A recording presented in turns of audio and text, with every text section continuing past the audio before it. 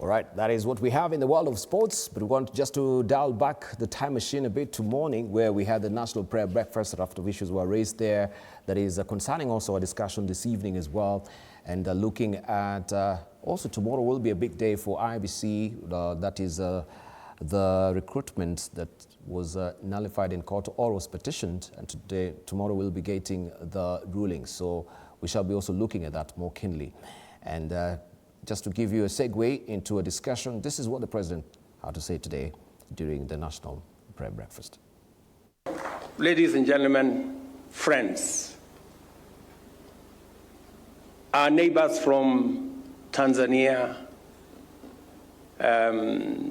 if we have wronged you in any way, forgive us.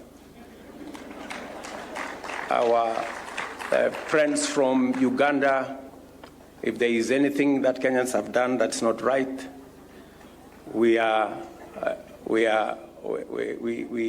to apologize if there is anything. To our children, if there is any misstep, we apologize. To our neighbors, if there is any misstep that we have done, you know, we want to build the relationship that will make our country great and will take us forward. And to each and every one of us, you know, I know today God in his own way has made it possible for us to build the bridges between our political parties. We now have a broad-based government that brings us more people, more citizens, more into one ecosystem that we can plan together, we can work together for the greater good of our nation.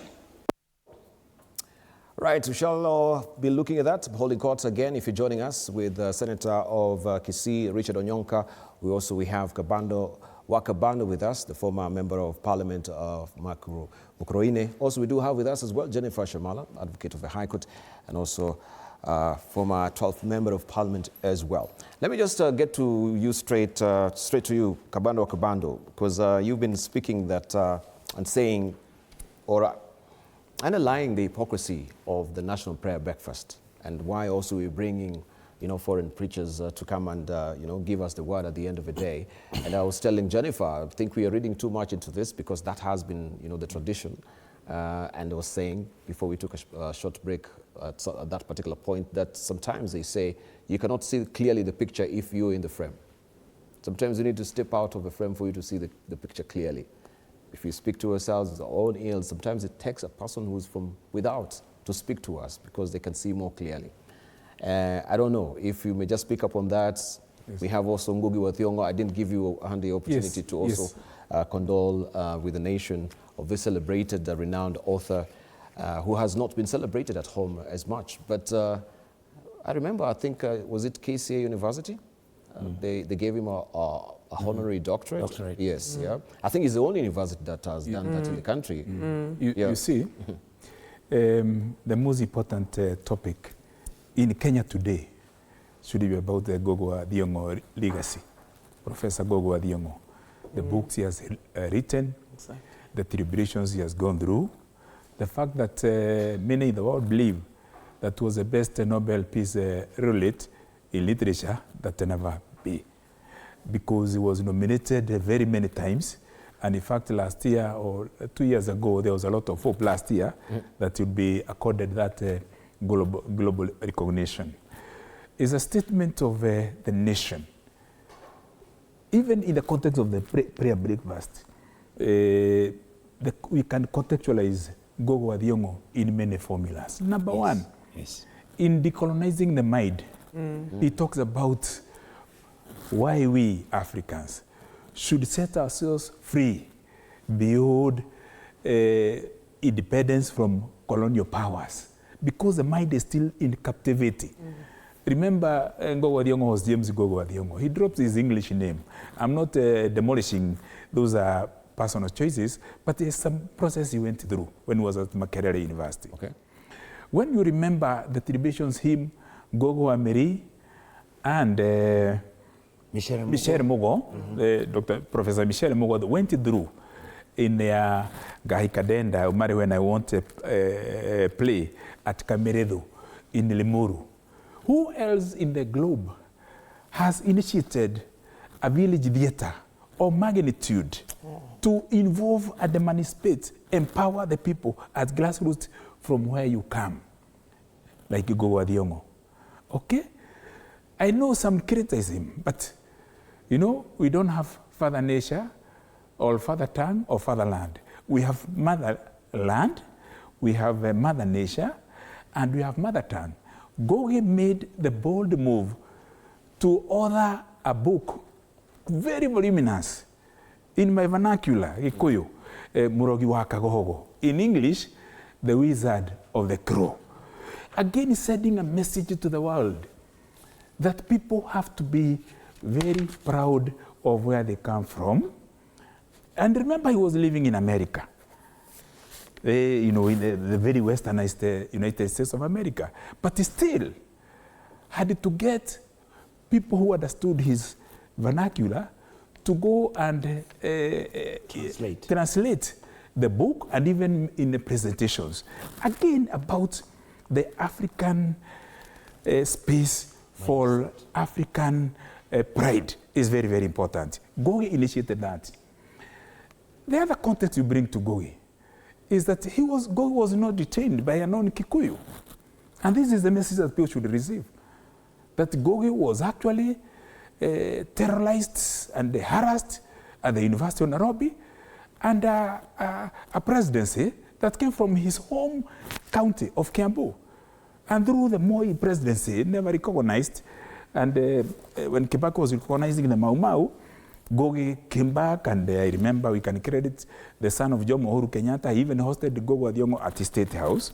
But it speaks about the statehood and nationhood of African nations after obtaining independence from the colonial masters. That our intellectuals, Michelle Mugo, Ngugi Thiong'o, Shadrack Kiguto, even many who are still living here, the likes of William Mutunga, Makawa Mutua, Mukiza Kitui, they were all expelled from our republic. The brain drain. Professor Nyong'o. Yeah. Professor Nyong'o. The best that Africa has produced. I remember, these are individuals who were trained during colonial time. They came from their primary schools by missionaries, then went to universities in Makerere, others went to the Salam University, and in independent Kenya, they were exiled, they were detained, they were tortured, they were denied basic rights, food, shelter, you know, even water, even air. They were locked in watertight compartments. It speaks about the shame of Africa. Let me say this. Ngugi Thiong'o is not about Kenya. It's about the world. While the world gave Ngugi very many recognitions, universities in Europe, in Asia, in America, here we are very prone and very fast. And I want to say this on TV, because people don't talk about it. And it is time we have this conversation. That concubines, boyfriends, sons and daughters, economic hitmen, surrogates, corrupt individuals are chronicled in the litany of state recognitions, every public holiday. The individuals you see being put there are not the professors who have made research in Cambridge. They are not the professors in the economic departments of universities in Oxford, in Harvard, in Yale, in New York, who come from Kenya because they have made discoveries in economics, or even in history. Yes. The recognitions that we give, and this is what conversation can unset a lot of people. Because a lot of people in politics today, because we are surrogates of, particularly in the last, I would say this, without hesitation, particularly in the last 10, 15 years, we have had that trend. So the fact that Ngugi Thiong'o is going down, and is going down without a very special recognition by the state of Kenya, is actually an indictment or a shame or a scar in the mind of the African leader. I had the opportunity when I was at State University of New York at Stony Brook to visit Ngugi through the help of my friend Dr. Jorori, who lives in Nyeri now, a very close friend of Ngugi wa Thiong'o, to visit Ngugi in his home in New Jersey. And I remember when he came to the country some years back and was hosted by my friend, the Honorable Yusuf Hassan, the MP for Kamukunji. I facilitated my firstborn daughter, Washera, who was in high school then, to go and in Isili. Ngugi had an exhibition, meeting people in Isili, and had his book exhibitions. My daughter had opportunity to see there, to be in that conference. Just recently, a few months ago, Yes. Kenyans living in America held a very special ceremony to recognize Ngugi wa Thiong'o. I want to recognize my comrade, Rosaline Akombe. You remember the IBC commissioner who, after the murder of Chris Musando, escaped, and now she's working at UN.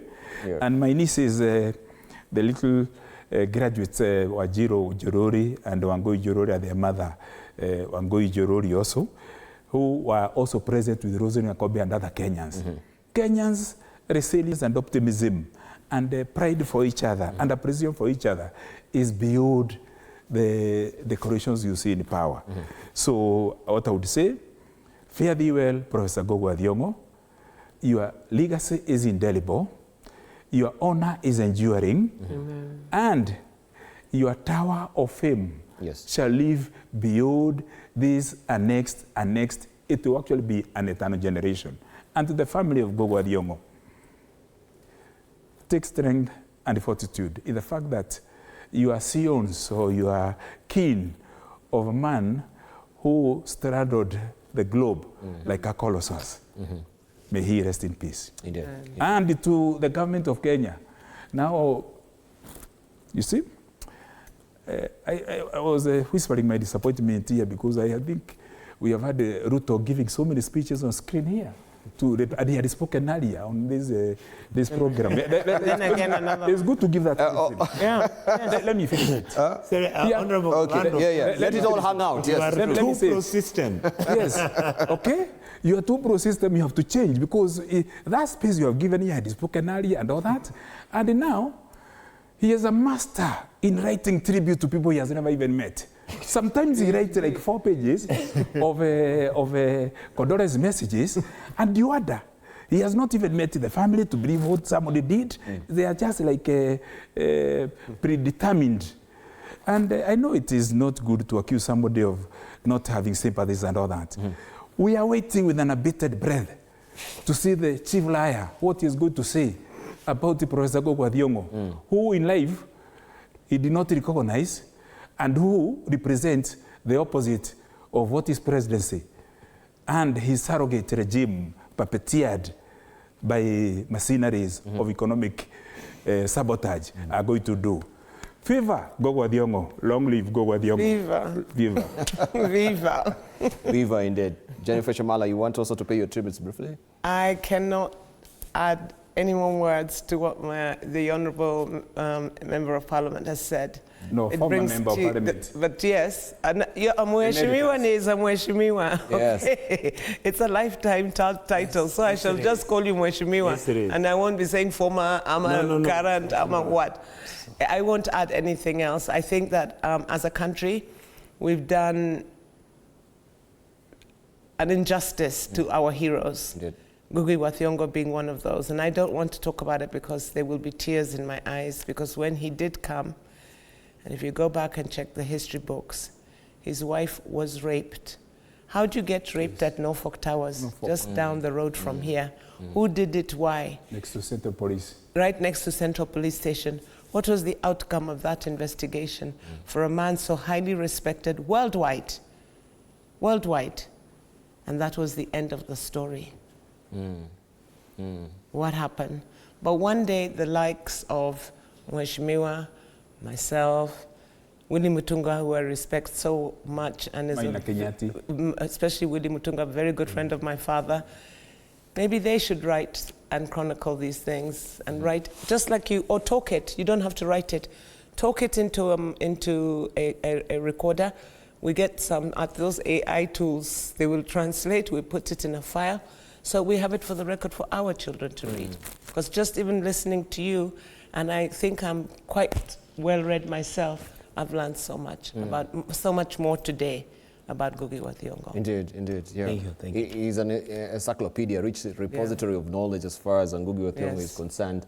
And they always say, whence cometh another? Like Ngugi wa Thiong'o, just to see and read out some of our tributes that are coming through on social media. We have Mukoma wa Ngugi. Yes, the son. That is, yes, the son saying, it tears my heart to say that my father, Ngugi wa Thiong'o, passed away earlier today. I am me because of him in so many ways, as his child, scholar, and writer. I love him.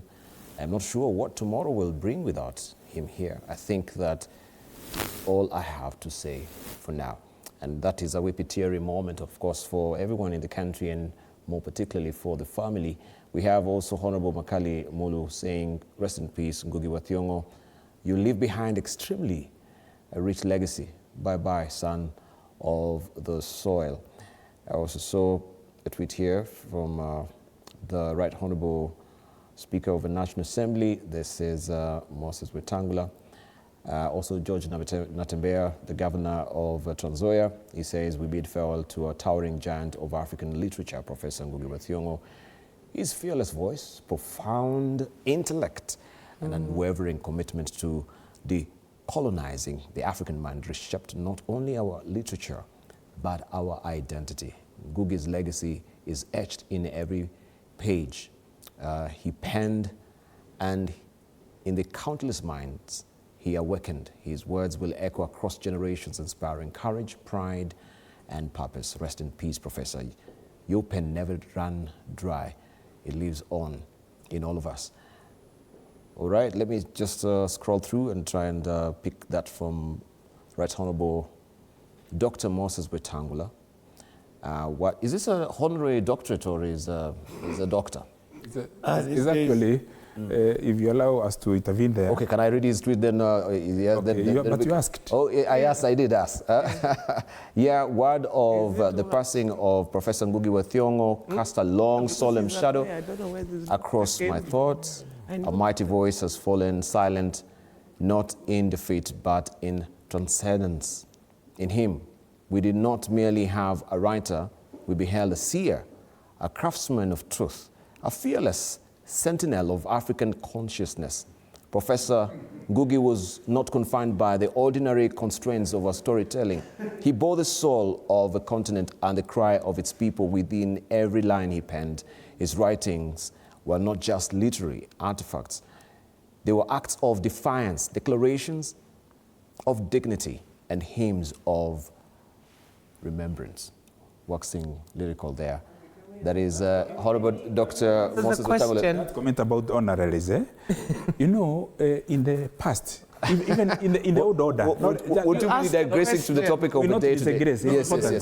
You asked, is he a doctor? In the old days, I remember in the old days, even under Daniel Arap Moi, in Kenyatta time it rarely happened. We had the Dr. Zachary Onyonika, his father, former planning minister and foreign affairs, and you could trace his doctorate.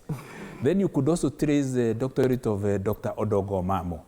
And even when he was given an honorary, you could trace it to research at Egerton University, where he was a pioneer principal, and his knowledge in agriculture. When you came through Moi, it was not very much, there are not very many. But even during Kibaki time, there were very few. And remember, Kibaki even went to fetch people like Professor Mazuri to be chancellors of universities like Jomo Kenyatta, and removed the politicization of the position of chancellorship, which was also a dream of Ngugi wa Thiong'o.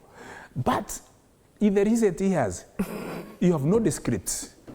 Academic morons, a illiterate, being decorated with a doctorate from fictitious universities, sometimes from their universities domiciled in their counties to the extent. But they're chartered universities. So even if they're domiciled in the counties, but you have seen what has happened at the University of Nairobi. Today, you see, the fountain of knowledge at the University of Nairobi has collapsed. And the Great Court, University of Nairobi, where we rose and spoke, and the country listened, where lecturers were offered lectures, Tom Boyer, JM Karaoke, other international scholars used to come. In fact, the death of Ngugi Thiong'o, the resting of Ngugi Thiong'o, his passing, is coming at a time when the descending, the collapse of universities, big universities like Moi University, universities of Nairobi, and the Ruto administration is escalating. Egerton University is escalating. Moi University. And look now, like tomorrow, there's supposed to be an inaugural lecture tomorrow by a very reputable professor. Yes. But they have put Professor Waris. They have put it tomorrow. I put in my tweet. It is on the 30th. I posted on my X this morning. Tomorrow, the most important calendar of University of Nairobi is when you have a Senate inaugural lecture. But what have they put? Mrs. Rachel Ruto to be there tomorrow to talk about entrepreneurship. You know, really. They are urinating on the university fountain of knowledge. We want clean water, sprinkling from the fountain of knowledge. What is happening there? Because we have Professor Waris, Atia Waris, who is supposed to give this 52nd inaugural lecture. Tomorrow. Yeah, and now there has been, it was tomorrow, it is actually Friday. Yes. Yeah, it is 30th. Yes. So that is the Friday, yes. Yes. And now they are cancelling it, or they are sabotaging. Imagine, we have never had a first lady in the Republic of Kenya. Give that inaugural speech. Not through because it's not Margaret Kenyatta. Today, people are now extending State House ridiculous to the Great Court, to academic, to Taifa Hall, to the Fountain of Knowledge, to Jomo Kenyatta Memorial. Let me tell you, Dibal, we want to run away from it. But if there is a torture that is happening today, you are defunding primary schools, you are defunding national examinations, and now, in the Fountain of Knowledge, is political urine.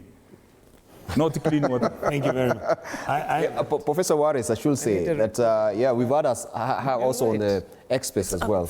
Yes. She's a UN independent expert on foreign debt. Yes. And this is an issue that we are really struggling here in the country. Professor Waris was meant to give that particular speech. The speech, the inaugural speech. This. Yes, please. I believe that what Professor Waris is going to give is a speech like the one you saw the Prime Minister of the country that fought with America. Haiti, no. No, in Vietnam. Oh, Vietnam. The Prime Minister gave a very simple speech. He said, you have a country where your minister comes and sits with me, and they are having these wonderful bloated ideas about their future, and how the country is optimistic, and Kenya is a great land and all that. But when he looks at the intent and purpose of whatever these people are listening and talking about, the intent is not there. Mm-hmm. In other words, the problem we have with our country, and I'm so really happy to hear what Kabando is saying. We are the only country that we use logic from wherever we pick it, so that then we begin to minimize ourselves.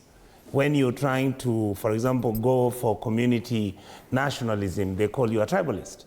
When you begin to talk about we need to have our resources being manufactured in Africa so that we can then employ our people, you are then called radical. Yes. When you begin to talk about good governance on how we are going to manage our resources and our people and make sure that we provide the social, the social-cultural network, nets which are going to take care of our most vulnerable and most unsuccessful in society, we are seen as people who are either drunk or something. And what we have been saying is, we have a capitalistic system that is making Kenyans become excessively individualistic. Success is measured by how many billions and tons of oil you have, how many billions and tons of gold you can steal from the continent.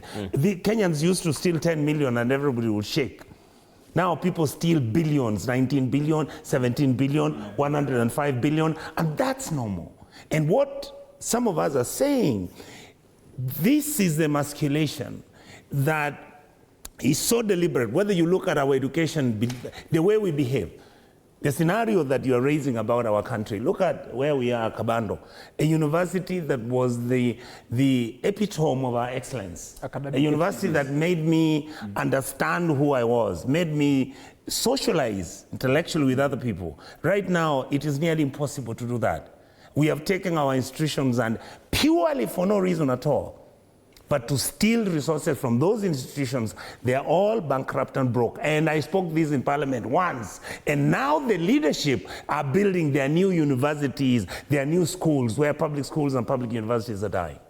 True. Because they think that these poor people who are down here need to look for some miracle to raise the money to go to the university they're building. And what we are saying is, public good is as good as you want to tell me you are. When I see President Ruto talk about the economy is doing well, I say, Mr. President, I don't know which country you live in. I don't understand which country he lives in. He's talking about, oh, Tifa is writing and President Ruto has done infrastructure. Please name me one. Don't give me 16 kilometers, 21 kilometers. You are leaving a point. Yes. And this point is that, without being unfair to President Ruto, it is very clear to us who can assess and analyze that his rush to build the castles, yes, and the university in Sugoi is because his gluttony tells him that under 5 years he must get a Peponi like the Kenyatas, and he must get a Kabarak or Sunshine like the Mois. That's the problem. And what we are saying is greed. And what we are saying, how lovely would it be that the president was talking, you know, Dibal, I thought he was giving his year address at the Senate or National Assembly. That's what I thought he was trying to do. But you see, the system that we have been using, Asha, doesn't work. We have kids at home who have not been funded to go to university. We have money that right now the national government is taking around and dishing in all our areas, saying that they are bringing empowerment. Handouts. This is state money. Handouts. I mean, we have a country that you are looking at our very essence as a nation, the dignity of Kenya, the way our country needs to be. Right now, our national, international policy is completely convoluted, confused, because we are doing business with it. We are trading with it. Sudan. I mean, we have issues. Our neighbors are having problems. Then when our lawyers are going to go and fight for a neighbor who's in prison because their rights are being violated, which there's no law that stops them, then our neighbors now begin telling us we're the ones who are a bit crazy. And naturally, once the neighbor does that, what did I see my minister, Mr. Musalia, say? Oh, how he is actually so sorry that we have embarrassed Tanzania so much. And they are our trading partner, and also Uganda. We need to behave well. What we are saying is very simple. Kenya is going to set the standard on what we want. Our standard is not Uganda, neither is it Tanzania. We have relatives like me in Tanzania. I know the advantages of the Tanzania and the disadvantages. CCM is simply like the way Kanu used to be. All right? Our country, we do not want to have a country that you don't ask questions. We don't want our young people victimized by a head of state, and that is normalized by any leader. That's not the country I want to leave behind when I die. I expect better. Kenya used to be the standard. We would build good roads, we had good health facilities, medicines were there, and people lived a life where we took care of each other. Right now, you have brokers, traders, land grabbers, people who just have taken our country, and everybody's like, Jesus Christ, what happened to us? And you stop there, Onyonka. All right. And you stop there as we come to Jennifer. Where we are seated here today, TV 47, we are breathing the clear breeze from Karula Forest. We are within Karula, which was saved. I want to remind the country that one day, a motion where one Ali Bindu from Coast spoke very powerfully, psychophantically, as a stooge then. Professor Wangari Maathai, the first lady with a PhD from this region and from this continent, the one who came to be decorated the Nobel Peace Prize laureate. Well, there was a day that was set aside in the National Parliament to discuss Wangari Maathai, call her all sorts of names. The sort of names, of course, we are hearing from some other voices within. Today. And the Parliament of Kenya, because Wangari was protesting against the grabbing by KANU of Uhuru Park and the Karura Forest. I can pride and say I was with her in Karura, with James Orengo and other people when she was being beaten there, and we took her to hospital to be taken care of by Dr. Gikonyo at the Nairobi Hospital. Yesterday, what happened yesterday in the Parliament? Senate adjourned, National Assembly adjourned, not to discuss about the crisis of education, not to discuss about the Catholic fathers who are being killed in Nyandarua and in Egeo Marakwet, not to talk about the abductions, or how a school in Nyanza, Luland, is receiving 87 shillings, not to talk about how University of Nairobi has become a citadel of a cacophony, where the Senate and the University Council are being suffocated by state mandarins interested in monies allocated from Treasury to the universities. But to talk about individuals.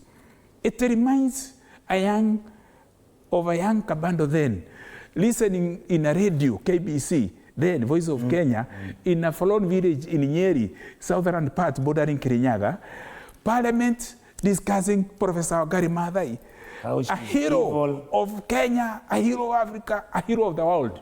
This is why you have come. So if you want to do a comparative study of leadership in Kenya, where we were in 1980s is where we are here today. The only difference today the people is gluttony is ravenous enough that if you stand on their way, in the wake of their gluttony, they will not only abduct you, they will kill you, they will displace you, and tomorrow they will be in ritualistic messaging, in condolences, where they do not have any sensitivity or knowledge. Kenya has every reason, and let me tell you, the United Nations has a report that was released 48 hours ago,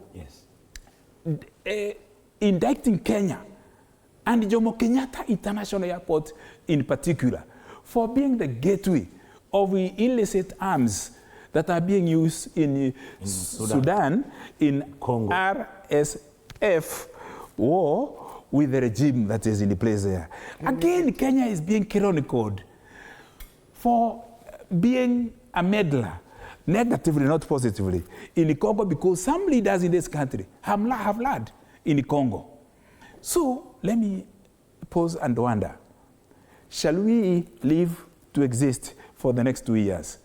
I know somebody has been blamed, and I am not here to talk about individual such, of warning that Kenya can explode.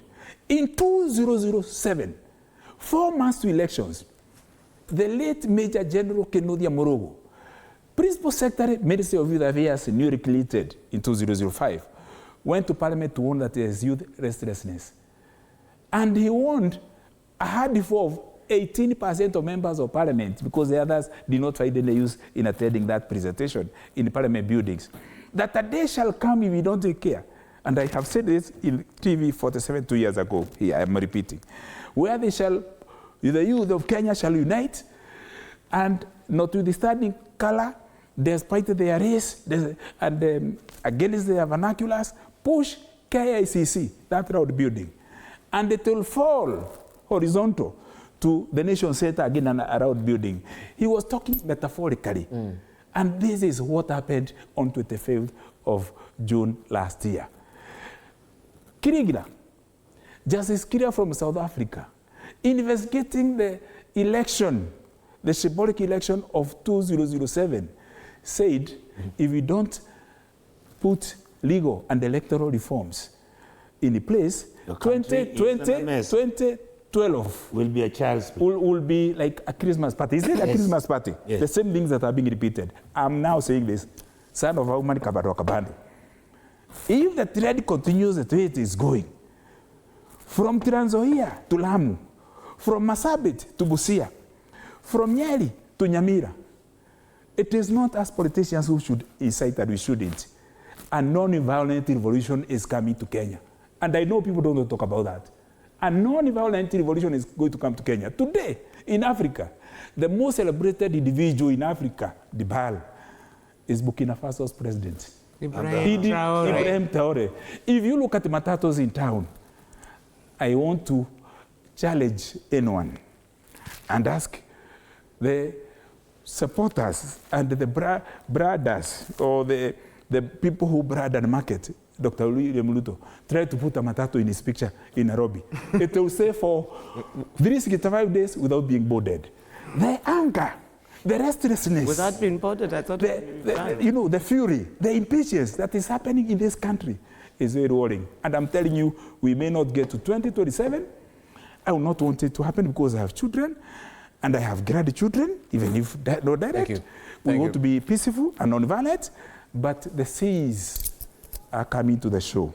But will be swept torrentially because of the incompetence, the corruption, the insensitivity, and the murderous character of the existing regime. But the word forgiveness. The thing we have not addressed is the other arm of government who will take equal responsibility for it, and it's called the judiciary.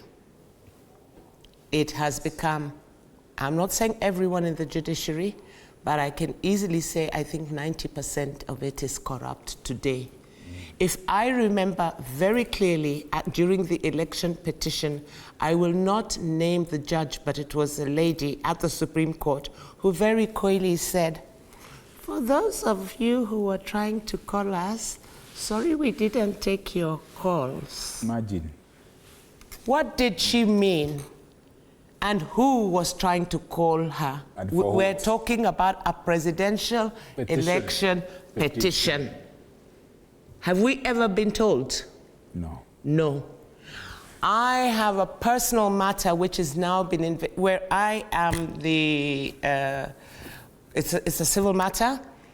The Interpol are investigating it and Scotland Yard is investigating it. Okay, all right. Because of the corruption in the courts in Msambweni. I can't discuss it, it's res judicata as we speak, yes? The one place that was supposed to defend all of us against this corruption, the executive can be corrupt. I mean, we had the mafia in America, the legislature can be corrupt, but the judiciary, for those of you who are trying to call us, who tried to call you that night and why did you make that statement? Disclose.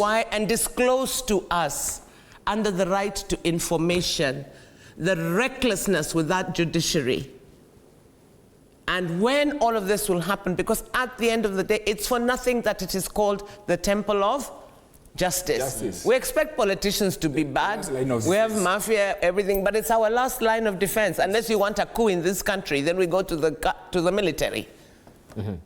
Isn't it? We say we have a fourth line of defense.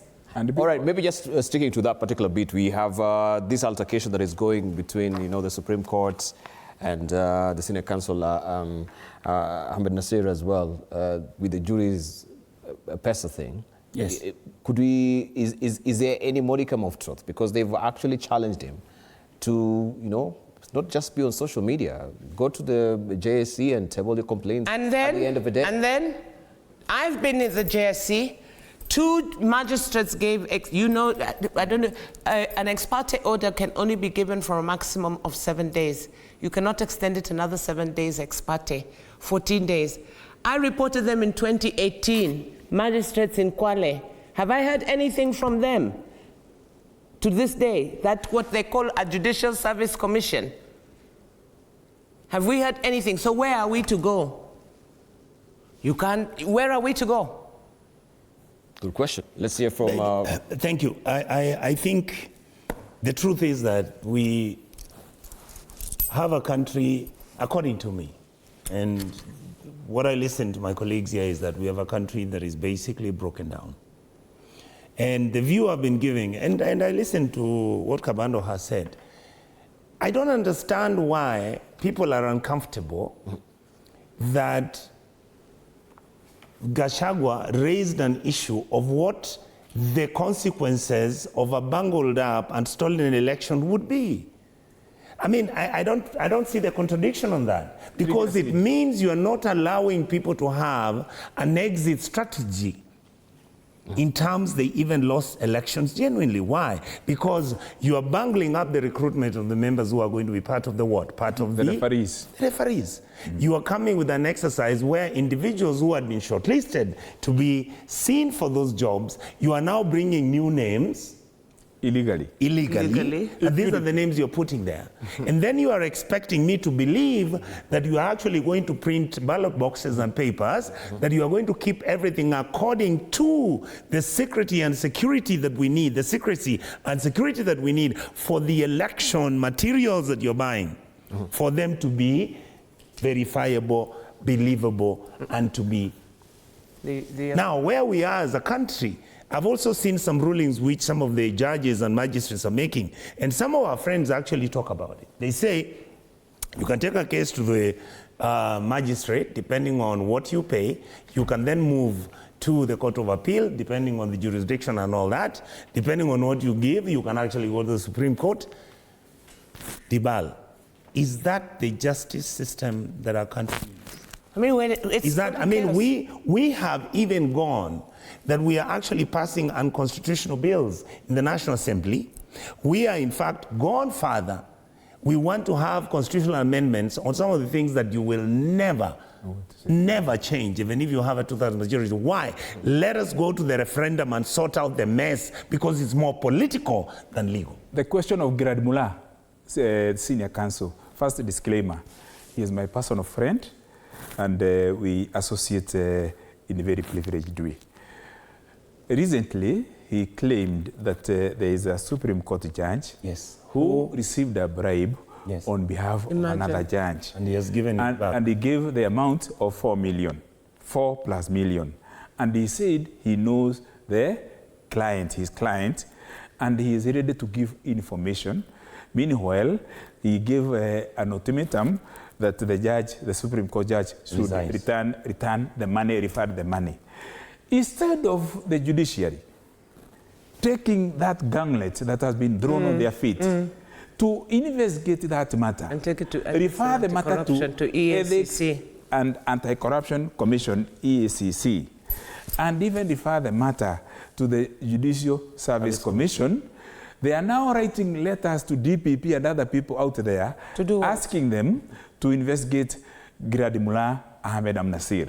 On this particular matter, when he raised this issue, even it is agreed, we attack it quite a number of times because he's a free thinker, and we are also critics living in a free areas.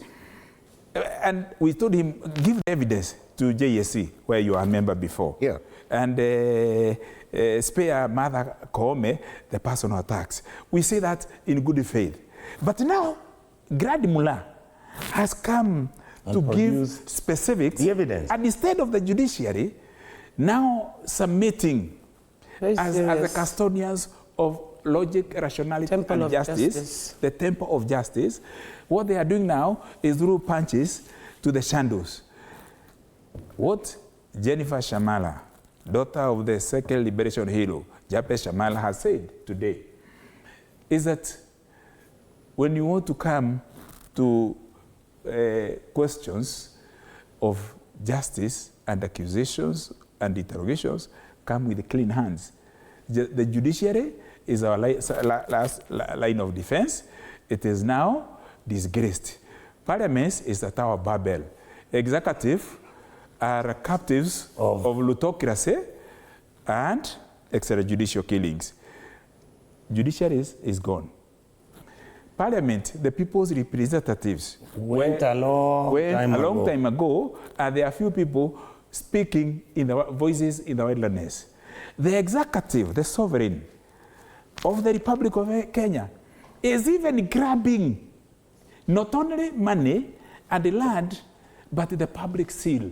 The seal that goes to Sankrokat, which is constitutionally domiciled in the office of the Attorney General, so that if we have any contract with anybody out there or inside here, we do the stamp with the seal. If we have an agreement on how we are going to relate where you are going to have educational exchanges or environmental ecosystem management and visitations and cultural exchanges, we stamp those agreements. Can you imagine the public seal of the Republic of Kenya has been taken from the office of the Attorney General, the office of the and President. the government spokesman, one clueless surrogate, God Isaac Mwaura, is out there saying it is with the head of the civil service, Peris Kosgei, and it has been done here legally. 24 hours later, after we spoke, the country spoke, they say, no, we did not take it. It is still in the state law office, popularly known as Sharia House. The President of the Republic of Kenya, stealing public seal to use his sycophant, Peris Kosgei, in order to abrogate the Constitution and suffocate the supremacy of the rule of law is the lowest we can go. It has never happened. Just like I said, almost like an even having a first lady go to conflict with the State of University of Nairobi at the Fountain of Knowledge and the Great Court, we have never been there. And the exit route, let the DCI, let other intelligence forces, let even those other executive people who are now moving around, people who have no title, empowerment, they are called personal assistants. Yes. A president with the highest number of advisors. 100 advisors who are just spending time in town drinking whiskeys with 5 bodyguards and government vehicles. Let me tell you, Dibal. But surely we are not being we have to take the rough with the smooth as well. No, it's very serious, and the people of Kenya must know this. We'll have to take the bullet of sovereignty and patriotism. And that is the custodian to whom much is given, much is given. And who represents the symbol of unity in Kenya is the President. Ruto must go. But why can't you mention also the affordable housing that we've seen Mukurukwa Jenga people now, getting into their houses at the end of the day. And that's why we have also Thiong'o Jenga not really coming to the show today because he has to go to Kisumu. Let me give you an example. Will be also unveiling the houses tomorrow. Brilliant. Let me ask you. Allow me to do this with you. Can I take a short break? We circle back with you. Thank you. Yes. My director is on my case so that we take a short break and we circle back with you. Right, you're watching the insert here on TV47. This is the daily report, of course, unpacking some of the events that have been happening this week and, of course, today in the morning as well with the National Prayer Breakfast, also looking at the geopolitics around the region as well. Don't go away.